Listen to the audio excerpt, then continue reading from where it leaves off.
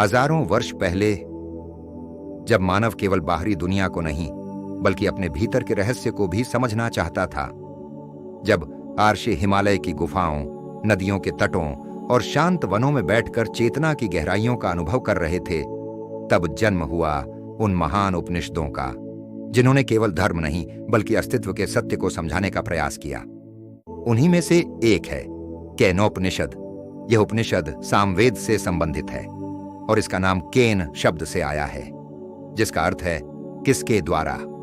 यानी मन सोचता कैसे है, आंखें देखती कैसे हैं, कान सुनते कैसे हैं, प्राण शरीर को चलाते कैसे हैं, इन सब के पीछे वह अदृश्य शक्ति कौन है। केनोपनिषद केवल उत्तर नहीं देता, यह हमें भीतर की उस यात्रा पर ले जाता है जहां प्रश्न और उत्तर दोनों धीरे धीरे एक हो जाते हैं। और फिर एक शांत आश्रम में एक जिज्ञासु शिष्य अपने गुरु के सामने बैठता है। उसकी आंखों में एक बेचैनी है, क्योंकि उसने संसार को देखा है, ज्ञान सुना है, लेकिन अब वह मूल कारण जानना चाहता है। वह पूछता है। गुरु मुस्कुराते हैं। वे सीधे उत्तर नहीं देते, क्योंकि सत्य शब्दों में नहीं बांधा जा सकता। वे कहते हैं, मंत्र दो श्रोत्रस्य श्रोत्रम मनसो मनो यद वाचो ह वाचम स उ प्राणस्य प्राणः चक्षुषश्च चक्षुरतिमुच्य धीरा प्रत्यास्मा लोकादमृता भवन्ति। आर अर्थ, वह कानों का भी कान है, मन का भी मन है, वाणी की भी वाणी है, प्राणों का भी प्राण है, आंखों की भी आंख है। जो बुद्धिमान इस सत्य को जान लेते हैं वे मृत्यु के भय से मुक्त हो जाते हैं। यहां उपनिषद कहता है, जो दिखाई देता है वास्तविक शक्ति उससे भी परे है। जैसे बिजली दिखाई नहीं देती, लेकिन वही पूरे शहर को प्रकाशित करती है, वैसे ही चेतना दिखाई नहीं देती, लेकिन वही जीवन को चलाती है। फिर गुरु कहते हैं, यद्वाचा अनभ्युदितम येन वागभ्युद्यते तदेव ब्रह्म त्वं विद्धि नेदम यदिदम उपास्ते। अर्थ, जिसे वाणी व्यक्त नहीं कर सकती, लेकिन जिसके कारण वाणी बोलती है, उसे ही ब्रह्म जानो। यह नहीं जिसकी लोग केवल पूजा करते हैं। यहां एक गहरा संदेश छिपा है। ब्रह्म केवल मंदिरों या मूर्तियों तक सीमित नहीं, वह हर अनुभव के पीछे की चेतना है। उसे शब्दों से नहीं समझा जा सकता, क्योंकि शब्द स्वयं उसी से उत्पन्न होते हैं। शिष्य सोचता है कि शायद अब वह समझ गया, लेकिन गुरु चेतावनी देते हैं, मंत्र यदि मन्य से सुवेदेति दहर में वापि नूनम त्वम वेत्थ ब्रह्मणो रूपम। अर्थ, यदि तुम सोचते हो कि तुमने ब्रह्म को पूरी तरह जान लिया, तो समझ लो कि तुम बहुत कम जानते हो। यह उपनिषद का सबसे अद्भुत भाग है। सत्य को अहंकार से नहीं पाया जा सकता। जैसे ही मन कहता है, मैं जान गया, उसी क्षण खोज रुक जाती है। वास्तविक ज्ञान विनम्र बनाता है। अब उपनिषद एक रहस्यमयी कथा सुनाता है। एक बार देवताओं और असुरों के बीच युद्ध हुआ। देवताओं की विजय हुई और वे गर्व से भर गए। उन्हें लगा, हम शक्तिशाली हैं, हमने विजय प्राप्त की। तभी उनके सामने एक रहस्यमयी दिव्य सत्ता प्रकट हुई। एक यक्ष। देवता उसे पहचान नहीं पाए। उन्होंने अग्निदेव को भेजा। अग्नि गर्व से बोले, मैं सब कुछ जला सकता हूं।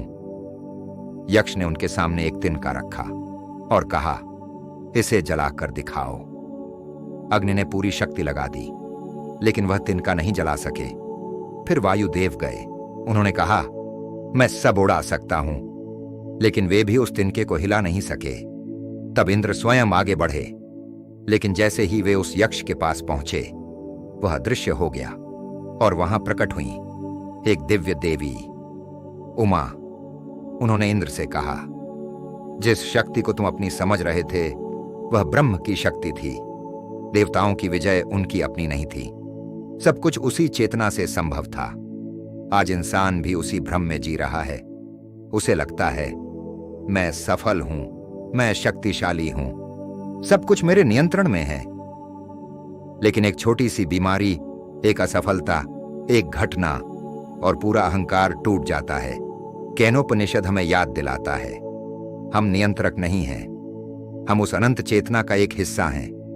और जब यह समझ आती है तो भीतर विनम्रता जन्म लेती है, शांति जन्म लेती है। केनोपनिषद ध्यान को भागना नहीं मानता, यह जागना सिखाता है। जब आप हवा को महसूस करते हैं, जब आप मौन को सुनते हैं, जब आप अपने विचारों को आते जाते देखते हैं, तब धीरे धीरे आपको एहसास होने लगता है कि आपके भीतर एक साक्षी है जो हमेशा शांत है, जो हमेशा स्थिर है, और वही आपका वास्तविक स्वरूप है। केनोपनिषद अंत में कहता है, जो इस सत्य को जान लेता है वह जीवन को नए दृष्टिकोण से देखता है। अब उसके लिए संसार डर नहीं रह जाता, मृत्यु अंत नहीं रह जाती और सफलता अहंकार नहीं बनती, क्योंकि अब वह जान चुका है कि हर शक्ति के पीछे, हर विचार के पीछे, हर श्वास के पीछे एक ही चेतना कार्य कर रही है। वही ब्रह्म है, वही सत्य है, और वही आपके भीतर भी है। अगर इस यात्रा ने आपके भीतर कोई प्रश्न जगाया हो, अगर केनोपनिषद के इन मंत्रों ने आपको सोचने पर मजबूर किया हो, तो इस वीडियो को लाइक जरूर कीजिए ताकि यह ज्ञान और अधिक लोगों तक पहुंच सके।